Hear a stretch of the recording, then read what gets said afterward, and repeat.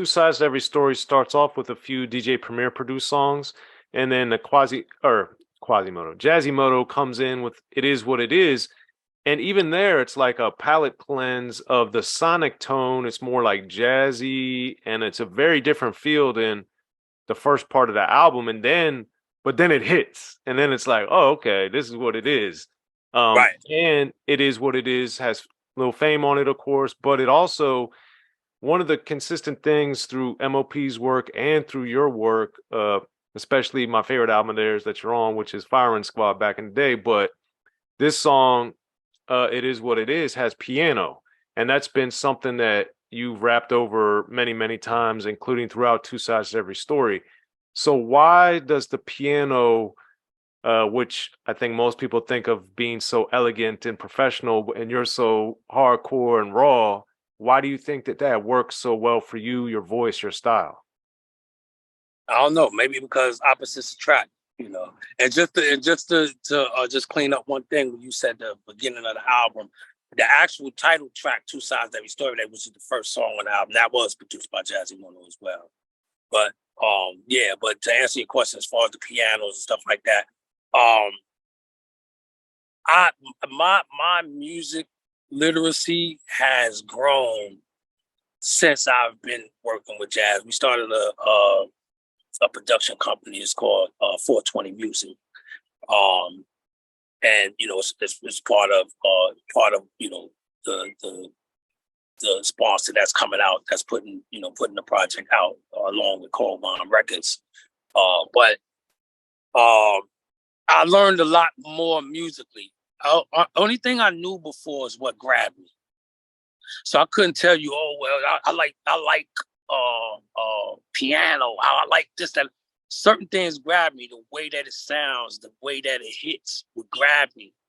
Just so happens that she uses piano because she's classically trained on piano and violin.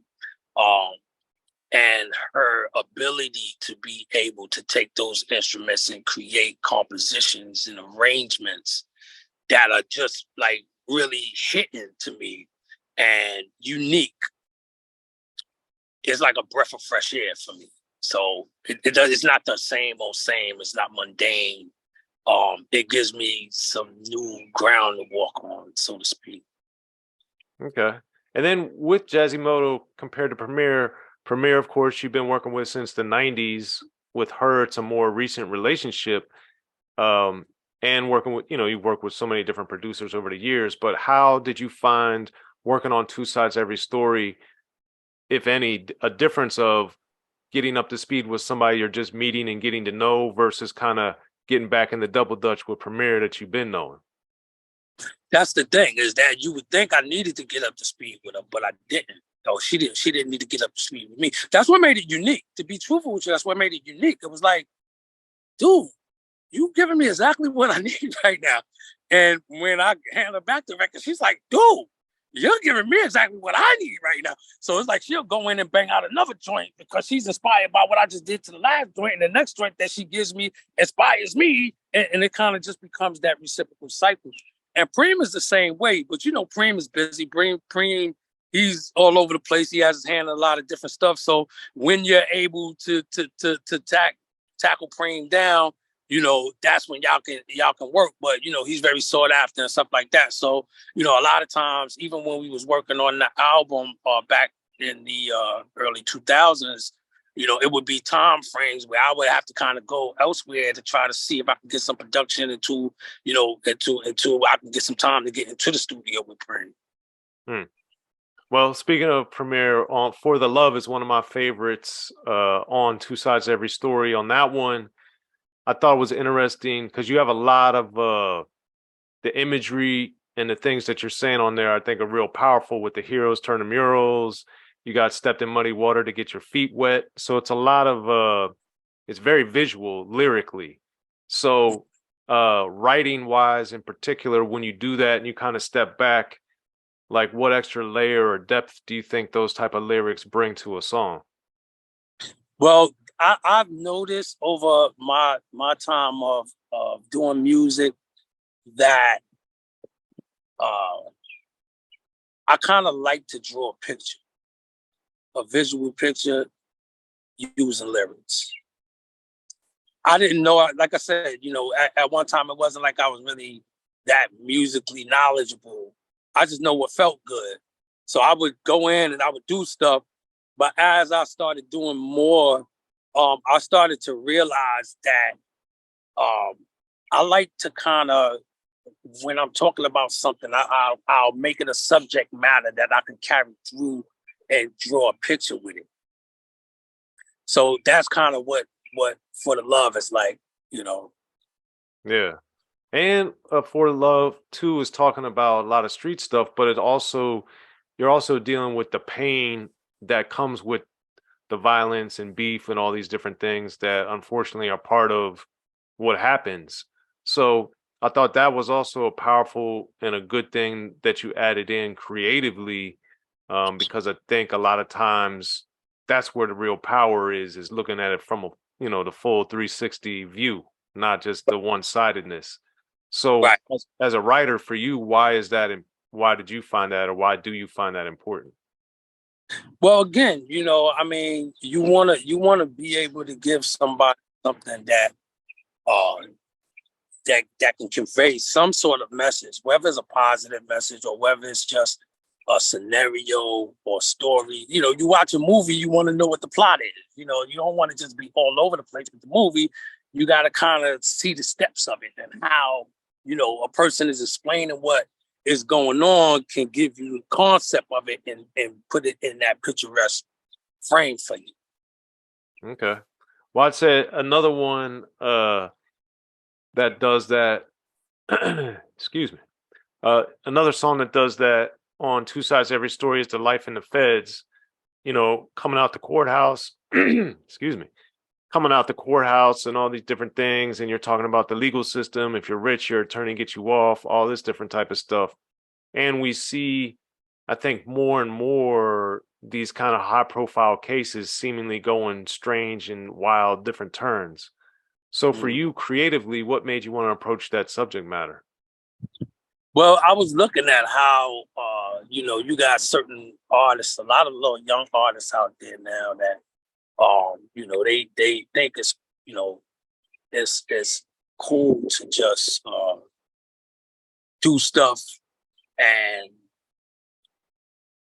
not think about uh, the repercussions of what they do, and they jam themselves up because it's like you'll do something and then you portraying like you a gangster or like you really built like that, and then you get into that courthouse and the first thing you do is you tell and you fuck yourself up.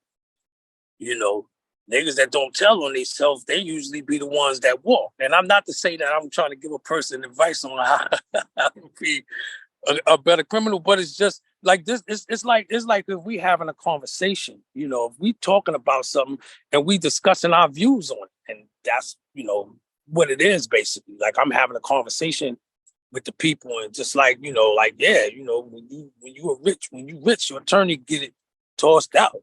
When you snitch, then you crossed out. You about to face it now. You know what I mean? And yeah, this is some of the stuff that you're gonna face. You're gonna go in there, they gonna pop your head off. Your girl gonna probably leave you. She probably gonna start messing around with the same dude that you was cool with before. These are all things that happen, and these are just it's just basically just giving an opinion as if we doing a topic of conversation with one of our friends, like we sitting around and just chopping it up. And like, yeah, man, and this is the type of stuff that we'll point out, like, yeah, man, you go to jail, and the next thing your man got your girl. She calling him daddy now. You can't even call home collect. Well, that reminds me. That reminds me. Oh, that reminds me back on My Will with The Shit Happens. You talk about that too back then. Right. So basically, it's storytelling, and not from a corny point of view, though. It's just topical stuff, stuff that we would discuss. Like we discuss stuff in normal conversation, and some of these things can trigger thought. and make a person see it like, wow, yeah, you know what? You're right. You know. Yeah. And then the people that do know about it, they can be like, yeah, yo, yeah, I definitely know that. I've been down that road. You know, so it's that type of thing. Okay. Yeah, it makes sense. Uh, Another one that I really liked is Norway Around. That one's got M.O.P.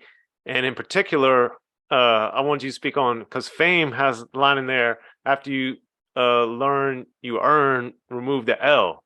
Right. And, you know, as a lyricist yourself, and obviously M.O.P.'s family, literally and figuratively, but I wanted you to break down when you're on a song and you got your friends on there, and then you hear a gem like that on there, how does that, you know, affect you? No, that's a great line, and it's not just a line that affects me. It's a line again that speaks to real life situations.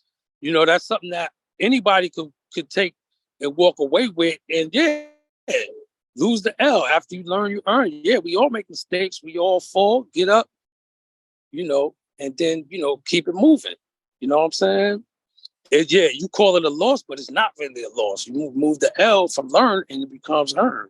You know what I mean? So it's a jewel that speaks to any and everybody, and everybody got situations that they can probably apply that to, even if it's not street, even if it's whatever your situation might be. You know, we all have situations where we might strike out at something, or we might not get the mark of what we want to get, and we look at it like, we took an L on it. But sometimes that's a lesson.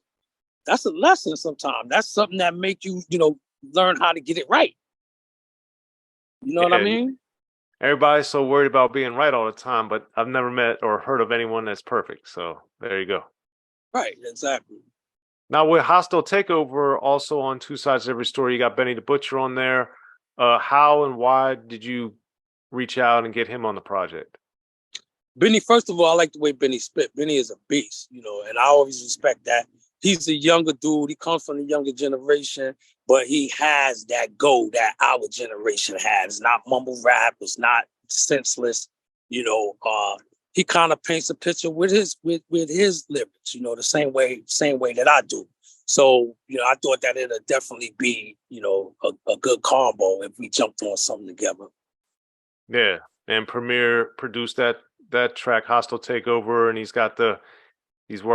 Premier's of course worked a lot with Royce the 5'9", and he samples Royce's voice in there too, which I think is great. But now that working with M.O.P. for so long, having your own solo stuff, what have you found about yourself as a writer, as a creative person, as somebody that's so involved in making music, the evolution of how collaborations work?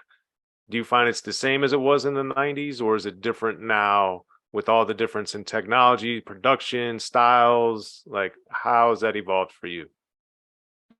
But yeah, it's a lot different, because back in the days, you used to get into the studio with a person and record and y'all vibe together and create together. And now, the internet has afforded people to be able to just kind of, lay a verse over here on this, and then send it over there and let somebody get on it. I don't know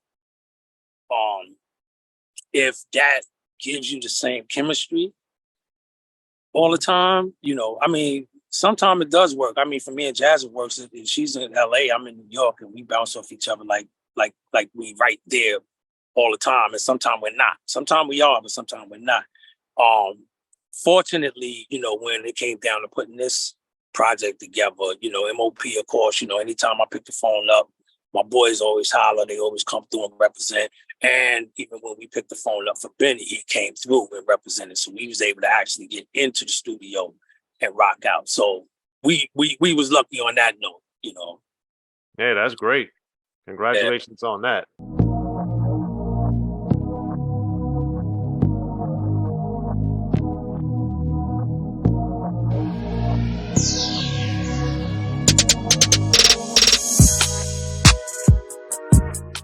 Be sure to check out the History of Gangster Rap by Soren Baker. He's official. History of Gangster Rap features exclusive interviews with Ice-T, Snoop Dogg, MC Ren, the D.O.C, and dozens of others. The History of Gangster Rap, a definitive look at how Los Angeles changed rap forever. In Los Angeles, the streets definitely set the tone of the hip-hop music. At 19, I got a $50,000 car. My whole angle always was, I'll be street, but I will always tell you the horrors that go along with this life. It will be penalties and casualties for just wearing the wrong color in somebody's neighborhood. And once gangster rap made it from the streets to the TV, the genre exploded.